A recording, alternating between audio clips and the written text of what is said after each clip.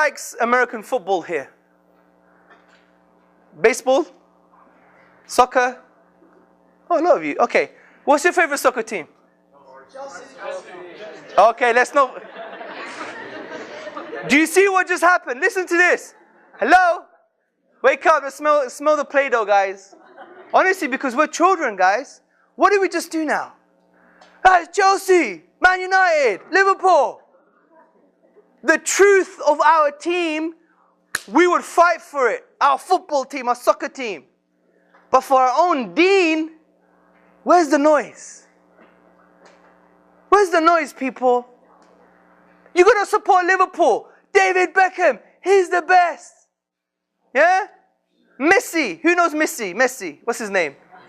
The Argentinian player who plays for, what's his name? Barcelona, yeah? One of the best players in the world. Oh man, you see him playing Champions League yesterday? He was the diamond, man. He was great. What's so funny? Does he something wrong? He was the great. You know, we'll discuss it. The guys who support Liverpool will be debating with the guys who support Man United. They'll be discussing. You might even fight about it. You might not speak to your friend. If you support Liverpool, he supports Man United, and you lost 6-1. For example, you won't speak to each other for a week. Look, the truth of such a small thing, we will fight for it, defend it with our soul, with our intellect, with our eloquence. But what about the thing that defines who you are, people? Where's that? You're not talking to people about this. Your own religion, Islam. We're on the defensive when it comes to Islam. Oh yeah, that thing. Oh, I'm not praying, I'm just exercising, man. Oh yeah, you know, I had some dirt on my shoulder and I had to wash my arms up to here, yeah. You know? Think about that, people. It is profound. How important is Allah to us, to our own hearts? This is a big, important thing. Because at the end of the day, years go very fast. This life is very quick. Just a few years ago, I thought I was 18. I'm 31 now. You know?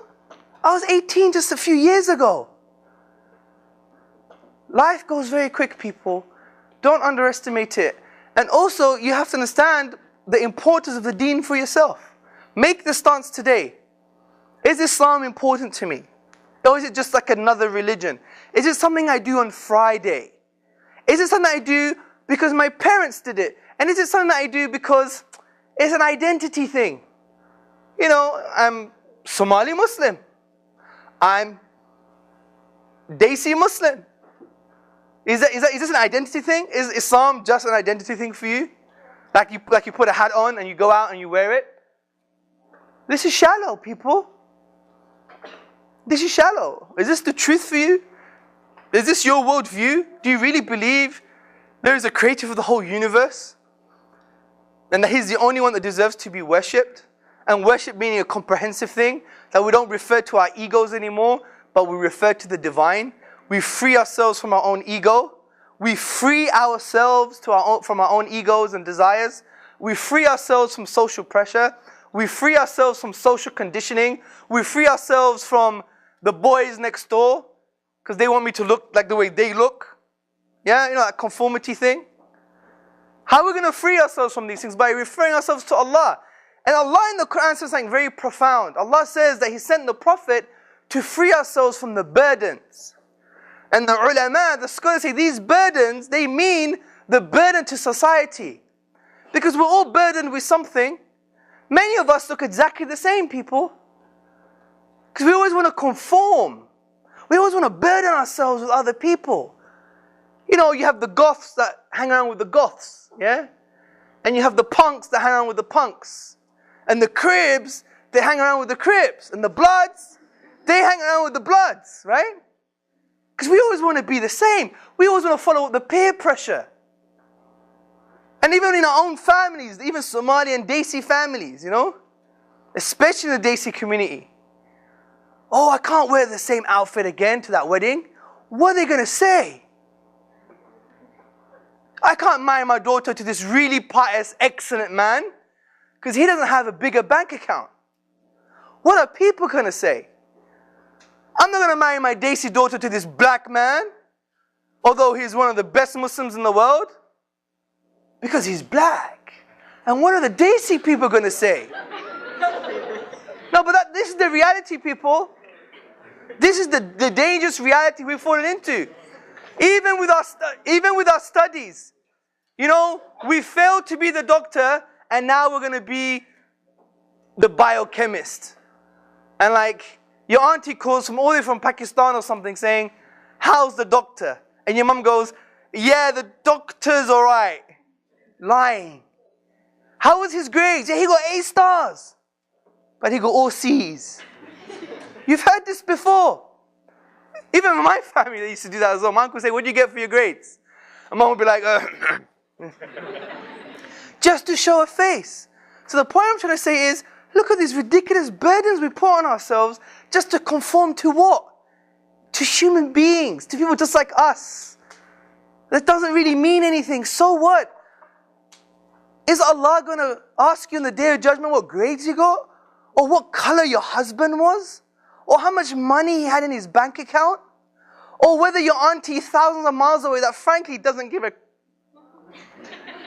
what she thought about your grades?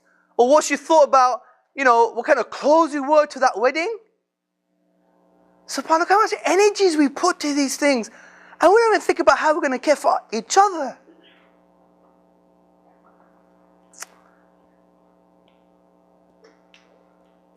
Bad news, people. Look at human beings.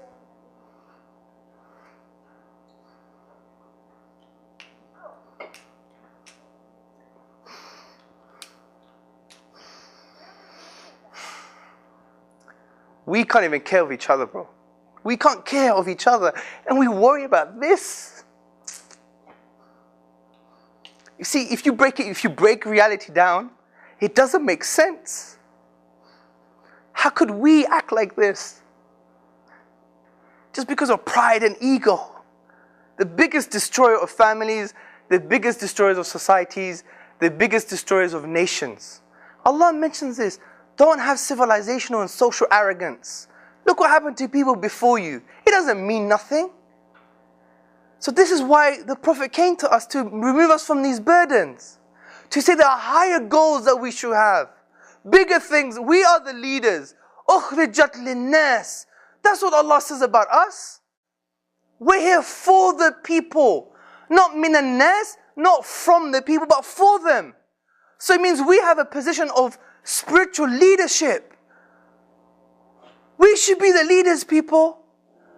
Why is Somalia, many of you are Somalis, why is Somalia, 10 million people are hungry, starving because of no food? Why was that? When 10 million people in your own country in America are dying because of too much food, obesity. Why do we have this situation, people? And don't think, oh, I'm not to blame. We are to blame because we have the solution. And don't think there's not enough needs, we have to compete for food and resources all the time. That's outdated cliche. That doesn't work anymore. According to the Food Agriculture Organization, there's enough food on this planet to feed 3 planets. To feed 3 planets. So what's the solution? It's not more resources, it's distribution. And what did your Prophet tell you about distribution? Zakah, sadaqah. Taking from the super rich and giving to the poor. The distribution of wealth. Islam solved this problem years ago. In New York, in Wall Street, non-Muslim woman, she's holding a placard. Do you know what it says? We must do banking the Muslim way. They're telling us that we have the solution and we don't even know it. Do you see my point? Be proud of your religion, people.